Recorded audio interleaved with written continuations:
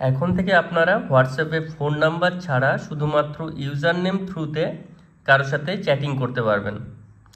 তো এর জন্য আপনাদের যেটা করতে হবে, সেখানে হোয়াটসঅ্যাপ সেটিংয়ে মানে 3 ডটে গিয়ে সেটিংসে গেলেন, এখানে এই ফটো আইকনে ডিপিতে ক্লিক করবেন। এখানে দেখুন একটা অপশন আছে রিজার্ভড ইউজার নেম।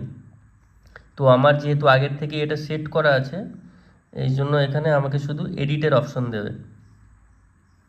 আর আপনাদের ক্ষেত্রে যারা নতুন করছেন, এখানে ইউজার নেম দেওয়ার অপশন দেবে। তো এখানে আপনারা নিজস্ব ইউজার নেম সেট করতে পারেন।